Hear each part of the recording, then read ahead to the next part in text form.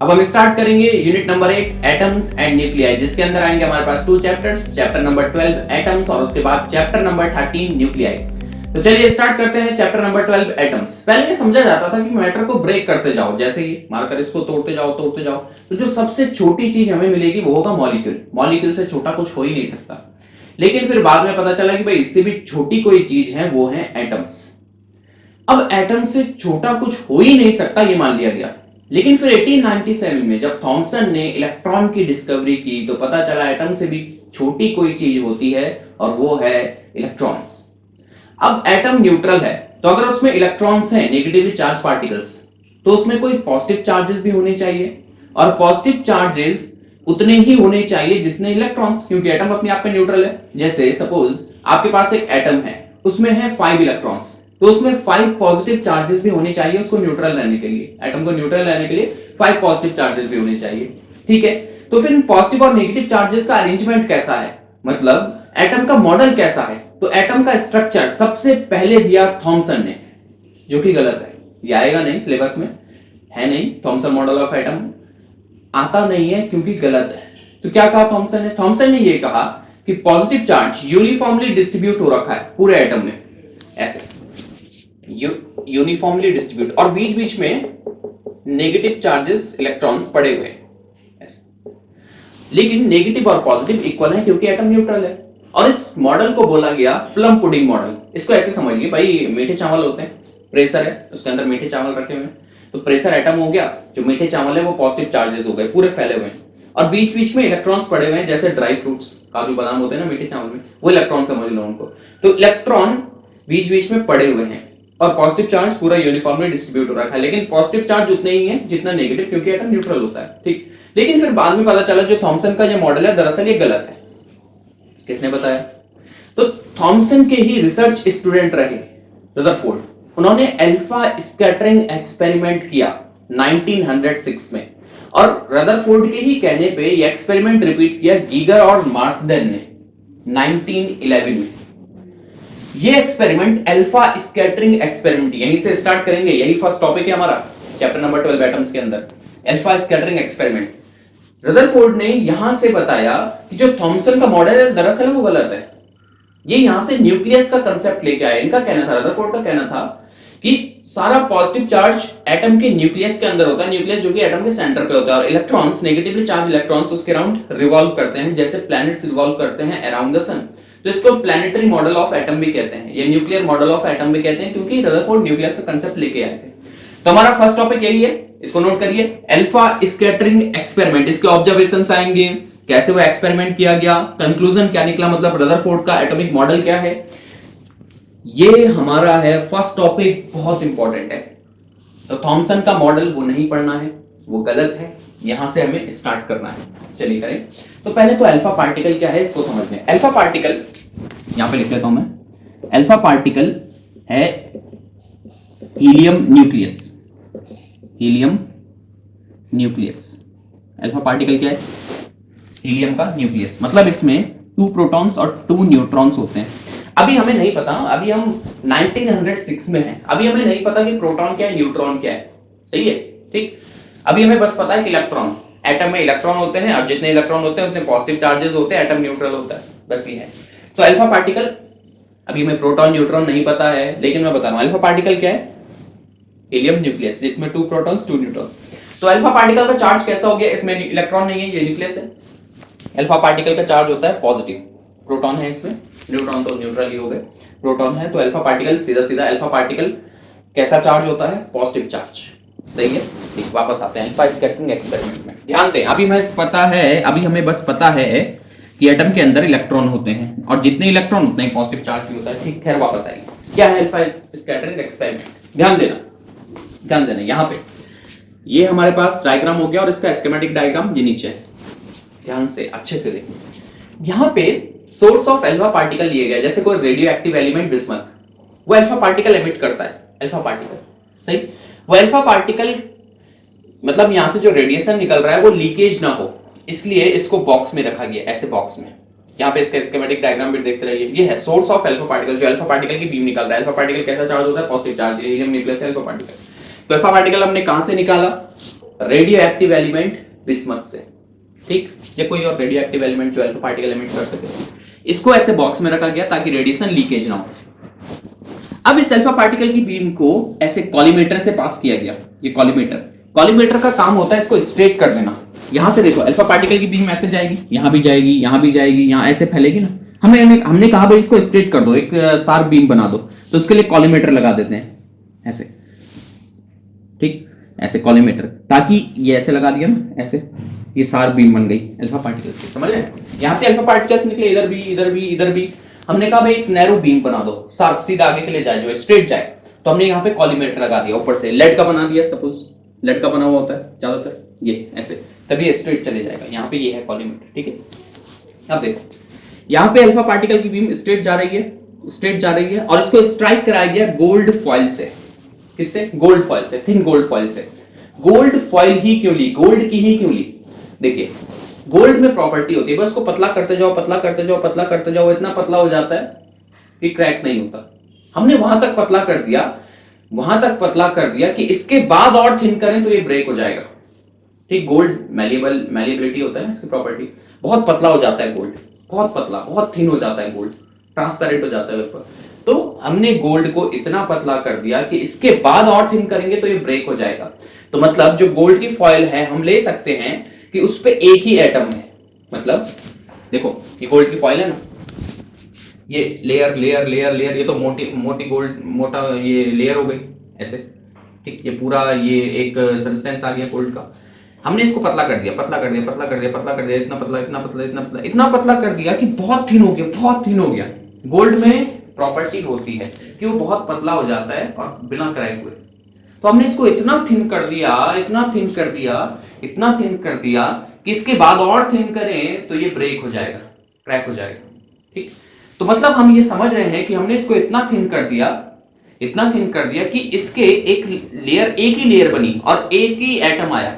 समझ रहे मैं क्या बोल रहा हूं? मतलब ऐसे समझिए भाई कि पहले ऐसे था, हमने इसको थिन कर दिया, ये ऐसे, और पतला कर दिया, इतना बचा, ये बचा हुआ है, ये हटा दिया नीचे को, और थिन कर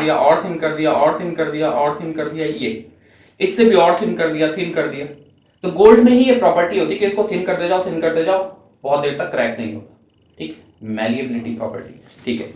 तो हमने इतना थिन कर दिया कि इसके बाद और थिन करें तो ये टूट जाएगा। मतलब हम ये समझ रहे हैं कि इस फॉइल में बस एक ही एटम है। अगर हम इतने लेयर में देखें तो एक एटम ऐसे लेयर वाइज एटम बहुत सारे हो जाएंगे ना। हमने इतना पतला कर दिया कि इसमें एक ही एटम है, ठीक है। यहाँ एटम होगा, यहाँ तो एटम होगा, लेकिन लेयर वाइज अगर देखें इधर की तरफ तो एक ही एटम है, एक एटम इधर की तरफ नहीं है, ठीक, समझिए ना। ये गोल्ड फॉइल ऐसे रखी हुई है, यहाँ से अल्फा पार्टिकल की बीम, इसके हिसाब से अल्फा पार्टिकल की बीम जा रही है, ठीक। गोल्ड फॉइल ऐसे, मतलब अल्फा पार्टिकल को एक ही एटम के साथ स्ट्राइक करना है, ठीक है। यहाँ एटम है, लेकिन इधर की तरफ एटम नहीं है, हमने इसको पतला कर दिया, ठीक। यहाँ एटम, ठीक है, समझ लो। चलो आगे, अब ये अल्फा पार्टिकल की बीम गई गोल्ड फॉइल के साथ, इसने स्ट्राइक किया, यहां से ये स्कैटर हो गई, अलग अलग डायरेक्शन में चले गई अल्फा पार्टिकल की बीम स्कैटर हो गई, इसलिए अल्फा स्कैटरिंग एक्सपेरिमेंट इसको कहते हैं। अल्फा मतलब अल्फा पार्टिकल्स की बीम स्कैटर हो गए, अल्फा पार्टिकल्स स्कैटर हो गए, तो अल्फा स्कैटरिंग एक्सपेरिमेंट। अब ये अल्फा पार्टिकल्स इधर भी भागे, हमने कहा देखें कैसे, कहां भागे, तो हमने यहाँ पे यूज की ZNS स्क्रीन, जिंक सल्फाइड की स्क्रीन। ये जिंक सल्फाइड की स्क्रीन है, यहाँ पे ऐसे ये डॉट से बनाई है, यहाँ पे ये वाली ऐसे घूम रही, ZNS की स्क्रीन है जिंक सल्फाइड की, समझ रहे हैं, ये वाली, ये जिंक सल्फाइड की स्क्रीन है। जो रेड में है वो गोल्ड फॉइल है, और जो यहाँ है वो जिंक सल्फाइड की स्क्रीन है। क्यों जिंक सल्फाइड की स्क्रीन यूज की? क्योंकि अगर अल्फा पार्टिकल इस पे जाएंगे तो वहां पे चमकेगा जिंक सल्फाइड, जहां पे अल्फा पार्टिकल स्ट्राइक करेंगे वहां पे जिंक सल्फाइड चमकेगा, और जहां पे चमकेगा हम वहां पे डिटेक्टर की हेल्प से, डिटेक्टर माइक्रोस्कोप, इसकी हेल्प से देख सकते हैं कि कहां पे चमक रहा है। जहां पे चमक रहा होगा मतलब अल्फा पार्टिकल वहां पे आया, ठीक। और ये चमकने को, जो फ्लैशेस हो रहे हैं, इनको कहते हैं सेंटिलेशंस। क्या बोलते हैं? सेंटिलेशंस। तो जहां पे सेंटिलेशंस हो रहे हैं उसको हम किससे डिटेक्ट करेंगे? डिटेक्टर माइक्रोस्कोप से, ठीक, जिसको हम ऐसे घुमाएंगे, यहाँ ऐसे घुमाते हैं इसको, ऐसे, यहाँ पे ये जिंक सल्फाइड की स्क्रीन, डिटेक्टर ऐसे घूम रहा है, ठीक, ऐसे घूम रहा है, देख रहे हैं कहां पे चमक रहा है, समझ आ गई, ठीक। यहां से भी समझिए, ये है हमारे पास सोर्स ऑफ अल्फा पार्टिकल की बीम नैरो करने के लिए कॉलीमेटर, थिन गोल्ड फॉइल के साथ स्ट्राइक किया, अलग अलग डायरेक्शन में स्कैटर हो गए। ये हमारे पास जिंक सल्फाइड की स्पिन कहां पे स्कैटर हुए, इसके लिए हमने लगाया डिटेक्टर माइक्रोस्कोप देखने के लिए। समझ गए इतना? यहां से भी समझिए, अल्फा पार्टिकल्स की भी गोल्ड फॉइल के साथ स्ट्राइक, अलग अलग डायरेक्शन में फैल गए, स्कैटर हो गए, इसलिए alpha scattering experiment. Zinc sulphide की स्पिन इसलिए क्योंकि अगर इसमें अल्फा पार्टिकल आता है तो वहां पे ये चमकेगा जिंक सल्फाइड, चमक रहा है उसको देखने के लिए हमने लगाया डिटेक्टर माइक्रोस्कोप। समझ गए? ये है। अब यहां पे क्या ऑब्जर्वेशंस की इन्होंने? अच्छा, इसको alpha scattering experiment, Rutherford alpha scattering experiment, Geiger Marsden experiment भी कह सकते हैं, ठीक है, क्योंकि गीगर मार्सडेन ने ये 1911 में किया, रदरफोर्ड ने 1996 में। अब इसकी ऑब्जर्वेशंस क्या थी? देखिए ऑब्जर्वेशंस क्या थी। Most of the alpha particles pass straight through the gold foil. ज्यादातर, लगभग 99%, बहुत ज्यादा 99%, सोचिए इतने अल्फा पार्टिकल्स बिना किसी डिफ्लेक्शन के पास हो गए, pass straight through the gold foil, सीधा स्ट्रेट निकल गए, स्ट्रेट निकल गए। इसका मतलब क्या है? It means they don't suffer any collision with gold atoms. उन्होंने कोई कोलिजन नहीं किया गोल्ड एटम्स के साथ।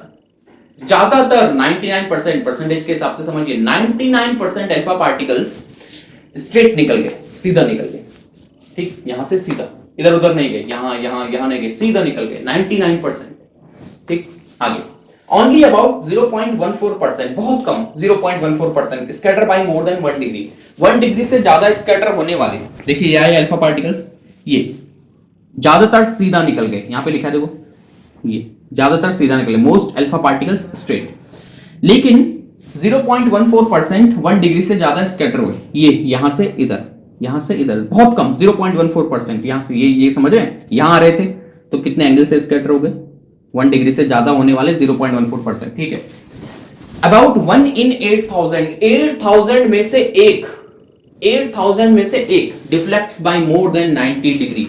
90 डिग्री से ज्यादा डिफ्लेक्शन वाले, ये देखिए, ये वाला दिख रहा है, ये 90 डिग्री से ज्यादा डिफ्लेक्शन हो जाएगा, स्ट्रेट जा रहा था, ये यहां इधर आ गया, तो ये 90 डिग्री से, देखो जहां यहां रहा था, यहां हो गया, इधर आ गया, यहां से इधर, तो ये 90 डिग्री से ज्यादा डिफ्लेक्ट हुआ, तो ये 8000 में से एक था जो 90 डिग्री से ज्यादा डिफ्लेक्ट हुआ। तो ज्यादा, एक बार फिर से, ज्यादातर स्ट्रेट निकल गए, सीधा निकल गए अल्फा पार्टिकल्स, ठीक। 0.14% ही 1 डिग्री से ज्यादा डिफ्लेक्ट हुए, और 8000 में से एक 90 डिग्री से ज्यादा डिफ्लेक्ट हुए। समझ गए ऑब्जर्वेशंस? ठीक, इन ऑब्जर्वेशंस पे ग्राफ बनाया गया, ये है n, number of scattered particles और स्कैटरिंग एंगल थीटा, ठीक। तो स्कैटरिंग एंगल थीटा, ये देखिए ये कम है, तो ज्यादातर वो पार्टिकल्स थे जो स्ट्रेट निकल गए, ठीक, यहां पे ये थीटा कम, ज्यादा पार्टिकल्स हो, और ज्यादा एंगल से डिफ्लेक्ट होने वाले, ज्यादा एंगल से डिफ्लेक्ट होने वाले अल्फा पार्टिकल्स कम थे। ज्यादा एंगल से स्कैटर होने वाले, ये ज्यादा एंगल हो गया ना, इधर की तरफ आओ, एंगल बढ़ रहा है और नंबर ऑफ अल्फा पार्टिकल्स कम हो रहे हैं, मतलब कम एंगल से स्कैटर होने वाले ज्यादा थे और ज्यादा एंगल से स्कैटर होने वाले कम थे, ठीक। ग्राफ समझ गए? ज्यादा एंगल से स्कैटर होने वाले कम थे और कम एंगल से स्कैटर होने वाले ज्यादा थे। तो फिर से समझ के, एक बार फिर से ऑब्जर्वेशंस क्या थी? बहुत ज्यादा 99% स्ट्रेट निकल गए, 0.14% ही ऐसे थे जो 1 डिग्री से ज्यादा डिफ्लेक्ट हुए, और 1 in 8000, बहुत कम 1 in 8000 deflects by more than 90 degree, ठीक, 90 डिग्री। समझ गए इतना? चलो यहां पे ये वाला देखो, 90 डिग्री से ज्यादा डिफ्लेक्ट। अब देखिए इन्होंने यहां से क्या कंक्लूजन निकाला, और जो कंक्लूजन है वही रदरफोर्ड का एटॉमिक मॉडल है। क्या कंक्लूजन निकला? देखो, फर्स्ट ऑब्जर्वेशन से ज्यादातर अल्फा पार्टिकल्स सीधा निकल गए, इसका मतलब most of the space in an atom is empty. ज्यादातर सीधा निकल गए, इसका मतलब वहां कुछ भी नहीं है। अगर कुछ होता तो डिफ्लेक्ट हो जाते, ठीक। अगर ज्यादातर 99% अल्फा पार्टिकल्स सीधा निकल गए बिना किसी डिफ्लेक्शन के, इसका मतलब एटम के अंदर ज्यादातर स्पेस खाली है। Most of the space in an atom is empty. कुछ होता तो डिफ्लेक्शन होता, लेकिन वो सीधा निकल के मतलब कुछ भी नहीं है, खाली जगह है। और तो हमने यहां से निकाला, रदरफोर्ड ने यहां से निकाला कि 99% स्पेस खाली है, 99% से ज्यादा स्पेस खाली है एटम के अंदर, कुछ नहीं है। एटम के अंदर 99% से ज्यादा स्पेस एम्प्टी है, ठीक। सेकेंड, अब देखो, अगर एम्प्टी स्पेस है ज्यादातर, हमें पता है कि एटम के अंदर नेगेटिव चार्ज पार्टिकल इलेक्ट्रॉन्स तो है, और पॉजिटिव चार्ज पार्टिकल्स भी हैं, और पॉजिटिव चार्ज पार्टिकल उतने ही हैं जितने नेगेटिव चार्ज पार्टिकल इलेक्ट्रॉन्स। लेकिन वो है कहां पे, वो पॉजिटिव चार्ज कहां पे है? ज्यादातर स्पेस खाली है, तो फिर पॉजिटिव चार्ज कहां पे है? अब यहां पे है 8000 में से एक डिफ्लेक्ट हो रहा था 90 डिग्री से ज्यादा एंगल से, बहुत कम, इससे भी कम ऐसे थे जो 180 डिग्री से डिफ्लेक्ट हो रहे थे, अपना पाथ रिट्रेस कर रहे थे, मतलब अल्फा पार्टिकल आया वापस यहां चला गया, ठीक, बहुत कम थे ऐसे कि अपने ही पाथ में वापस चला गया। अब देखना, समझना इसको कैसे बताया इन्होंने, क्या कंक्लूजन निकाला यहां से, ध्यान से। अगर गोल्ड की बात करें तो गोल्ड का एटॉमिक नंबर 79, मतलब उसमें 79 पॉजिटिव चार्जेस होने चाहिए। ज्यादातर स्पेस एटम का खाली है, तो फिर वो 79 पॉजिटिव चार्जेस कहां पे हैं? अब यहां पे बात आई, अल्फा पार्टिकल का चार्ज कैसा है? प्लस, अल्फा पार्टिकल्स हैं पॉजिटिव। अगर वो वापस आ रहे हैं तो इसका मतलब सामने उनको कोई पॉजिटिव मिला होगा, तभी तो वापस आएंगे। Positive positive repel each other. Alpha particle जा रहे हैं, अगर वो वापस आए मतलब सामने कोई पॉजिटिव मिला होगा, तभी तो वापस आए, और वो पॉजिटिव बहुत भारी होगा, अल्फा पार्टिकल से ज्यादा हैवी होगा। भाई कोई चीज चल रही है, वो वापस कब आएगी? जब उसको कोई भारी ऑब्जेक्ट मिले। अगर हल्का होगा तो वो अपने साथ उसको लेके चला जाएगा। समझ में क्या कह रहा हूं? अल्फा पार्टिकल आ रहा है, अगर कोई हल्की चीज होती तो आगे लेके चला जाता। अगर अल्फा पार्टिकल यहां से वापस आ रहा है तो कोई भारी चीज आगे है और वो पॉजिटिव है, क्योंकि positive positive repel each other, वापस आ रहा है तो पॉजिटिव है, और भारी है तभी तो वापस आए, हल्का होता तो अपने साथ लेके चला जाता। तो उन्होंने कहा, रदरफोर्ड ने कहा कि ज्यादातर स्पेस तो खाली है एटम का और अल्फा पार्टिकल वापस आ रहा है, इसका मतलब यहां पे पॉजिटिव चार्ज एक ही जगह पे है, सारा का सारा पॉजिटिव चार्ज एक ही जगह पे। अगर अलग अलग जगह पे पॉजिटिव चार्ज होता तो अल्फा पार्टिकल उसको आगे लेके चला जाता, सारे अल्फा पार्टिकल इधर उधर डिफ्लेक्ट होते। लेकिन क्योंकि ज्यादातर अल्फा पार्टिकल सीधा निकल गया, मतलब ज्यादा जगह तो खाली है, तो फिर सारा पॉजिटिव चार्ज कहां पे है? एक ही जगह पे, एक ही जगह पे, तभी तो वो भारी जगह बनी होगी। सारा पॉजिटिव चार्ज एक ही जगह पे है, तभी तो भारी हुआ होगा, अल्फा पार्टिकल वापस आया होगा। तो उन्होंने यहां से कंक्लूजन निकाला कि एंटायर पॉजिटिव चार्ज, सारा का सारा positive charge and most of the mass of an atom, atom का ज्यादातर मास, क्योंकि इलेक्ट्रॉन तो हल्का होता है, तो ज्यादातर मास इलेक्ट्रॉन, ज्यादातर मास एटम का और एंटायर पॉजिटिव चार्ज, सारा का सारा कहां पे लाई कर रहा है? अब उन्होंने सोचा भाई सारा एंटायर पॉजिटिव चार्ज और ज्यादातर मास एक ही जगह पे लाई कर रहा है एटम के, तो वो एटम के कौन से पॉइंट पे होगा?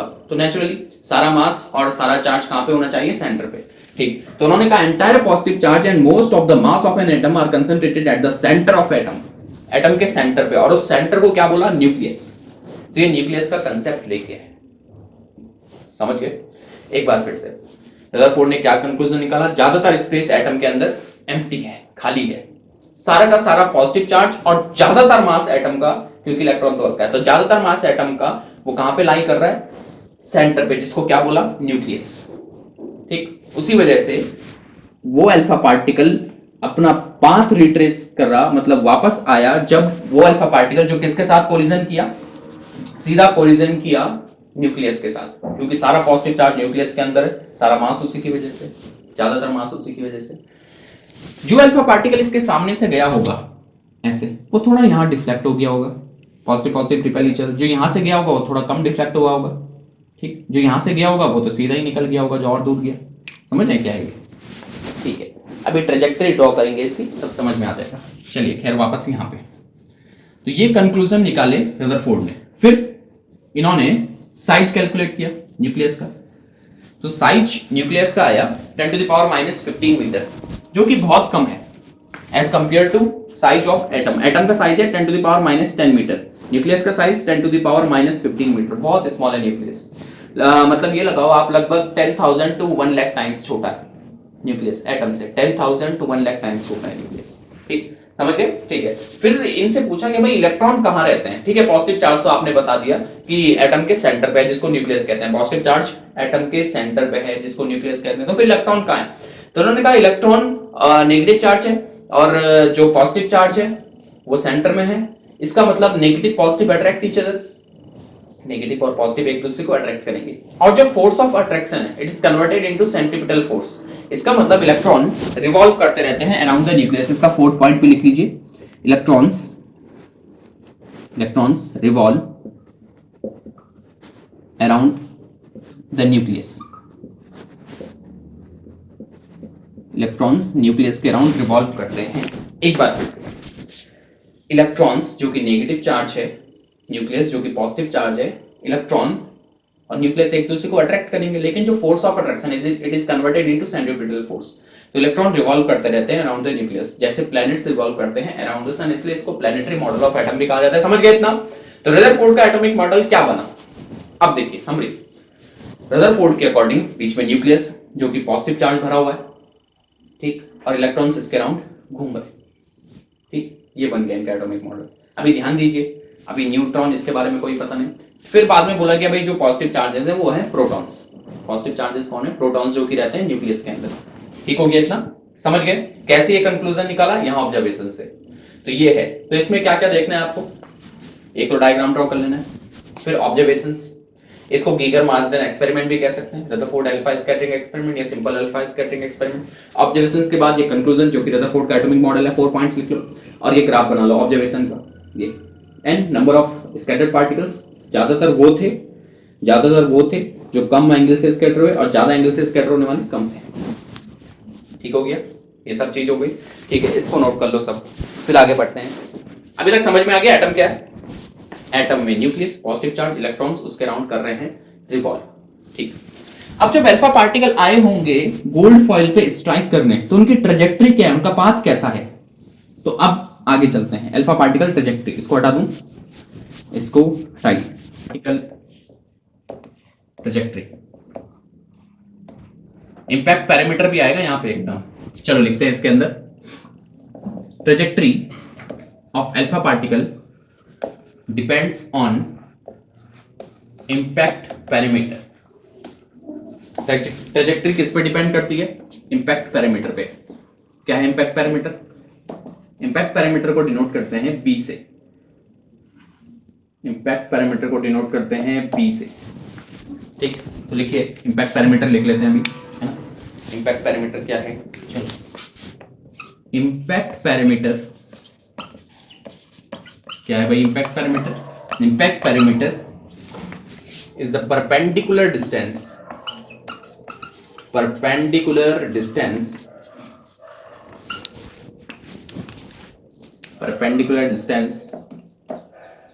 of initial velocity vector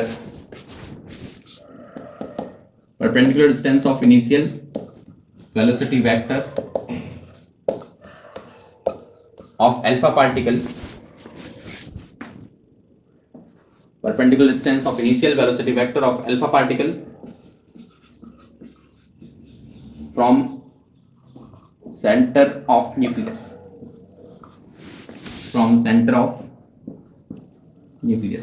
क्या है इसका कहने का मतलब? चलो देखते हैं। तो ट्रेजेक्टरी मतलब पाथ किस पे डिपेंड करता है अल्फा पार्टिकल का? इंपैक्ट पैरामीटर में। इंपैक्ट पैरामीटर क्या है? Impact parameter is the perpendicular distance of initial velocity vector of alpha particle from centre of nucleus. कैसे? देखो, ये हमारे पास गोल्ड का न्यूक्लियस, इसके अंदर है पॉजिटिव चार्जेस, ठीक है। अब यहां पे आ रहा है अल्फा पार्टिकल, ये सीधा इस पे आ रहा है, स्ट्रेट इसके सेंटर पे। तो जो सीधा आ रहा है वो यहां से अपना पाथ रिट्रेस कर जाएगा, वापस आ जाएगा, ऐसे जाएगा वापस आ जाएगा, ठीक। अच्छा, मतलब ये वाली लाइन जो है ये सेंटर को ज्वाइन कर रही है गोल्ड के न्यूक्लियस के। अब देखो यहां ध्यान से देखना भाई, ये वाला पार्टिकल देखिए, अल्फा पार्टिकल ये थोड़ा इसके सेंटर से दूर पे आ रहा है, गोल्ड के न्यूक्लियस से थोड़ा दूर पे आ रहा है सेंटर से। सेंटर वाली लाइन तो ये ना जो गोल्ड के न्यूक्लियस को टच कर रही है, यहां से दूर पे आ रहा है, ये यहां डिफ्लेक्ट होकर इधर चला गया, ठीक।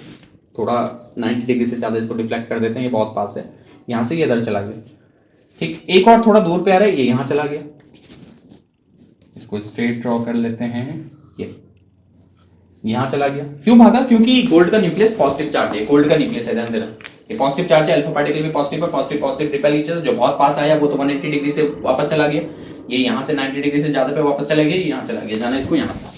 तो ये हमारा स्कैटरिंग एंगल है थीटा, ये, ठीक।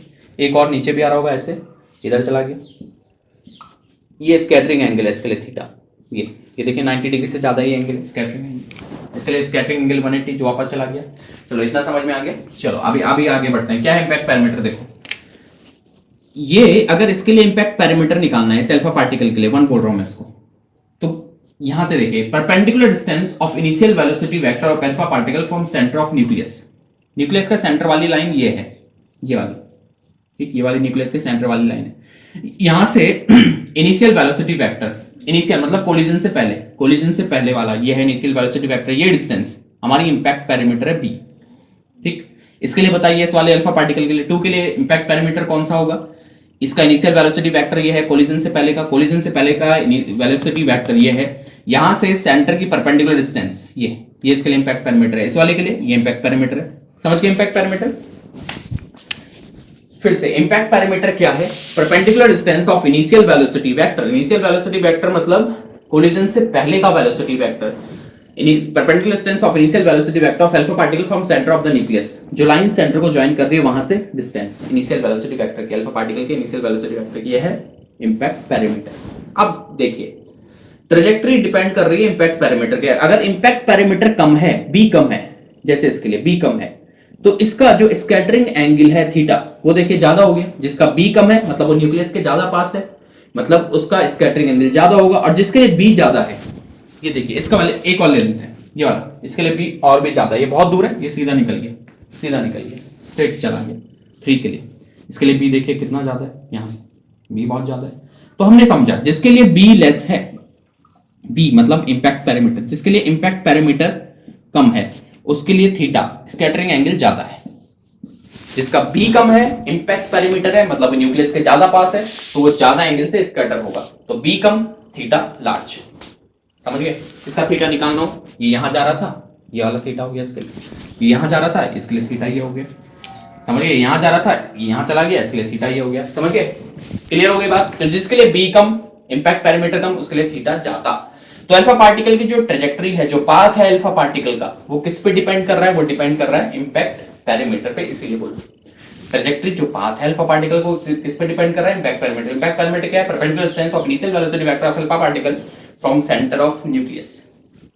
ठीक, क्लियर हो गई बात? जिसका इंपैक्ट पैरामीटर कम, उसके लिए स्कैटरिंग एंगल लार्ज। ठीक हो गया? चलो अब आगे चलें इसमें। हाँ, अब निकालेंगे डिस्टेंस ऑफ क्लोजेस्ट अप्रोच। अब जो मैं करा रहा हूं एनसीईआरटी में तो नहीं दिया गया डिस्टेंस ऑफ क्लोजेस्ट अप्रोच, लेकिन एनसीईआरटी के एक न्यूमेरिकल में है वो। तो डिस्टेंस ऑफ क्लोजेस्ट अप्रोच, इसको डायरेक्ट देख लेंगे। डिस्टेंस ऑफ क्लोजेस्ट अप्रोच, देखिए इसमें डिस्टेंस ऑफ क्लोजेस्ट अप्रोच मतलब अल्फा पार्टिकल जिस न्यूक्लियस से स्ट्राइक करने जा रहा है, कोई जरूरी नहीं वो गोल्ड ही हो, कुछ भी हो, वो कितना पास जा सकता है। जैसे ये हमारे पास एक न्यूक्लियस है जिसके हमने फॉइल बनाई है, गोल्ड है, कुछ भी है, इसका एटॉमिक नंबर है Z। एटॉमिक नंबर कितना है? Z। तो इसमें कितने पॉजिटिव चार्जेस होंगे इस न्यूक्लियस के अंदर? इसके अंदर Z पॉजिटिव चार्जेस होंगे जो इसका एटॉमिक नंबर है।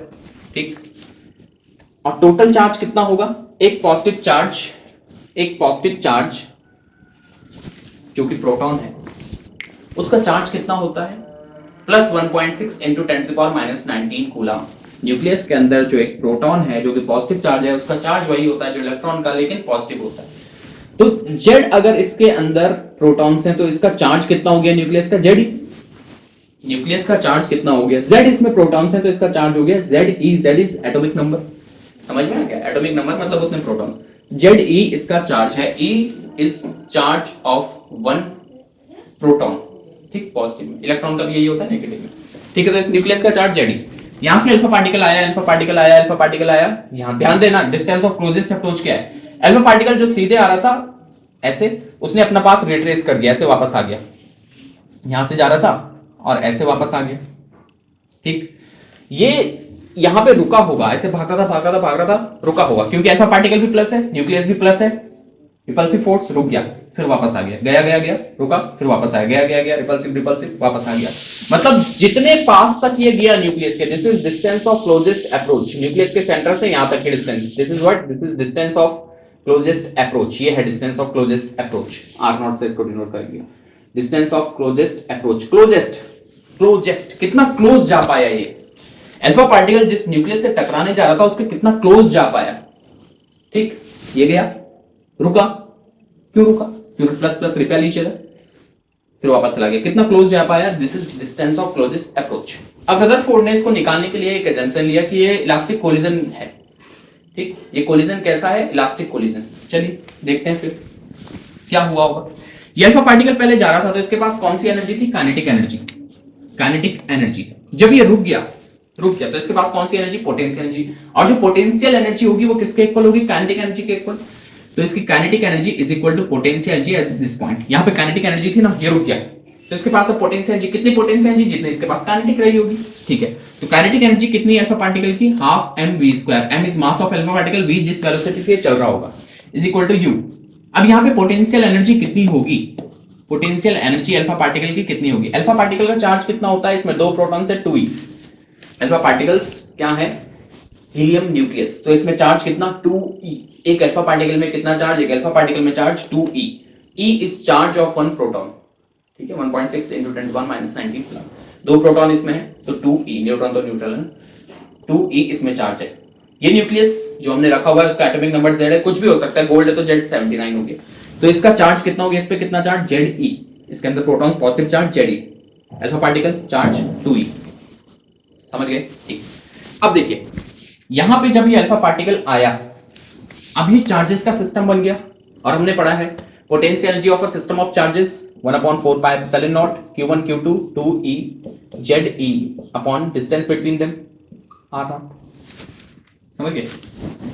यहां पे अल्फा पार्टिकल के पास काइनेटिक एनर्जी रुक गया, पोटेंशियल एनर्जी कितनी, potential energy of a system of charges कितनी होती है, 1/4 pi epsilon naught q1 q2 upon r, 1/4 pi epsilon naught q1 2e q2 ze, इसका चार्ज Ze होगा ना, Z प्रोटॉन्स है, एक प्रोटॉन का चार्ज G, तो इसका चार्ज कितना हो गया Ze अपॉन R, इनके बिटवीन डिस्टेंस। तो R0 कितना आ गया, डिस्टेंस ऑफ क्लोजेस्ट अप्रोच कितनी आ गई, 1/4 pi epsilon naught 2e Z उसका एटॉमिक नंबर जिससे अल्फा पार्टिकल स्ट्राइक करने जा रहा है, अपॉन हाफ mv², इसकी kinetic energy, this is distance of closest approach, ठीक है, इसको नोट कर लो, this is distance of closest approach, ये हो गया, इसको लिख लो, distance of closest approach 1/4 pi epsilon naught 2e ze upon half mv², half mv² is kinetic energy, समझ गए, ये भी क्लियर हो गया, इसको हटा दूं, ठीक है। अब आगे बढ़ते हैं।